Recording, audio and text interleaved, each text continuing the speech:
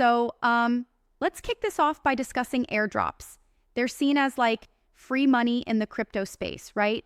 A reward for early users. But there's Absolutely. a lot more going on behind the scenes. Yep, exactly. I mean, if you've been around crypto for a while, you've probably either received one or chased one after another. But what's really happening under the hood? Well, ostensibly, airdrops are meant to decentralize ownership and reward those who actually support a project. But in reality, they're like a magnet for some pretty distorted incentives. Yeah, right. Think of it like this.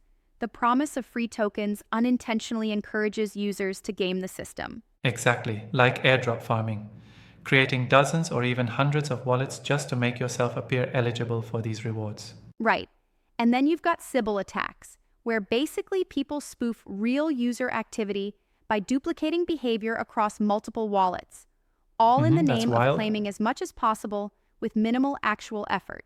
And then there's the whole phenomenon of wash trading, especially in places like NFT marketplaces or DEXs. People trade with themselves just to inflate their stats and qualify for airdrops. Yeah, exactly. It's like you're trading with yourself just to make the numbers look good. The protocol ends up seeing explosive growth on paper, but it's all artificial activity, not Right, real, indeed. genuine engagement. No real community growth behind those numbers. But then you have cases like Blur. They launched an airdrop tied to trading activity, and suddenly volume skyrocketed.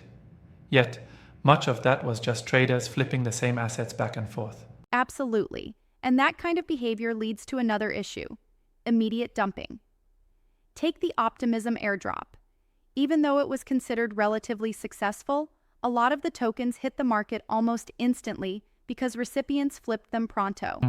Creating intense price volatility. So basically, even though the idea behind airdrops is like to build a committed community, many times it ends up attracting users who are there purely for a quick profit. Precisely. And that short-term incentive can actually harm the long-term stability of a token. You've got a large supply dumped into the market all at once, triggering sell pressure. Right? And that skews the whole economics of the project.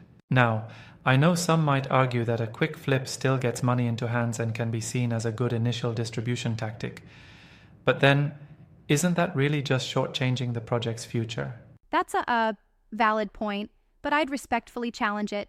While it does distribute tokens widely, it brings along a whole host of issues like spammy behavior and even market manipulation. In essence, the ecosystem becomes clogged with actors who are only in it for the reward, not the mission. True, that does seem counterproductive in the long run. So, what are some solutions? I mean, can airdrops be refined to actually reward genuine, long-term engagement instead of just volume?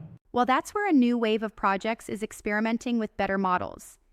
Instead of awarding tokens solely based on transaction counts or volume, they're starting to incorporate qualitative engagement metrics.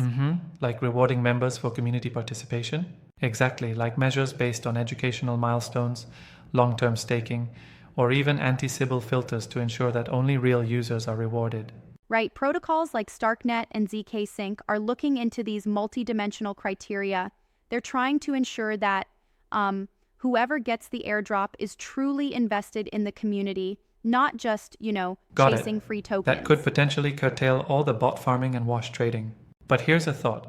Doesn't focusing too heavily on qualitative metrics risk making the airdrop criteria too obscure or exclusive? I mean, real users who aren't as technical might miss out. That's a great point. It's a tricky balance. Projects need to set enough clear criteria so that genuine participants know what they need to do. But if everything's too transparent, then savvy actors can still game the system. It's like trying to create a secret recipe in a cook-off, right? You must share enough to get participation without giving away the secret formula. Exactly. And on top of that, there's an inherent challenge for investors. If you're planning to farm airdrops, you need to be realistic about the costs involved: time, gas fees, and the risk of interacting with potentially vulnerable smart contracts. Yeah, it's not as free as it seems, right? Not to mention the possibility of massive price swings immediately after the tokens are distributed. A lot of people sell right off the bat, and that can destabilize the market for weeks or more. Exactly.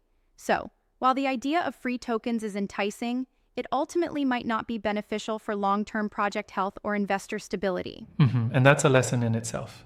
On the flip side, as a builder or a contributor, you have to ask, is an airdrop really the best way to build a meaningful community? After all, if you give tokens to the wrong crowd, you might just reward those looking to flip rather than support the project's mission. Absolutely. It's essential for projects to consider if their airdrop strategy is attracting the right people. Otherwise, you're just diluting the community with users who have no long-term vision. Yeah, exactly. Quality over quantity, really. So, to sum it up, the truth about airdrops is a bit of a double-edged sword. They can supercharge early growth, but if not managed carefully, they may invite wash trading, Sybil attacks, and short-term dumping that hurts token value. Spot on. And while the early days, like with Uniswap, showed that airdrops could generate massive goodwill, the game has changed. Now it's more like a race to see who can game the system the most for a quick profit. And that's not sustainable at all. Exactly.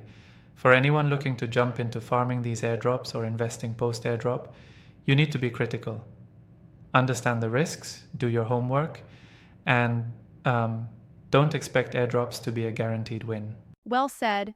And for builders out there, it's key to design airdrop strategies that, while perhaps more complex, are aimed at rewarding genuine, sustained engagement rather than just quick flips. Quality community beats volume any day. One last thing, even though these newer models seem promising, there's no perfect solution yet.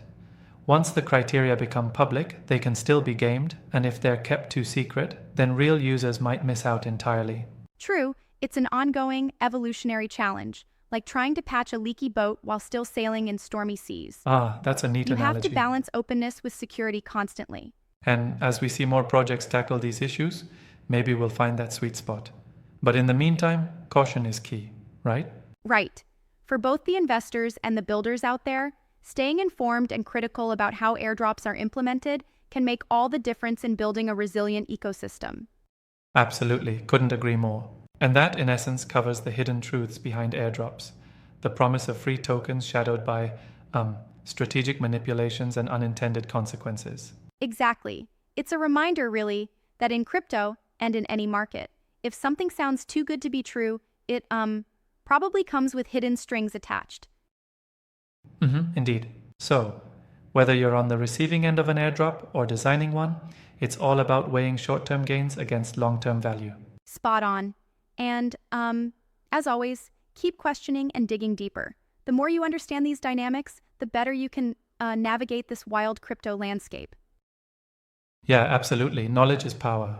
Thanks for the great insights. It's been a fascinating dive into the world of airdrops. Thank you too.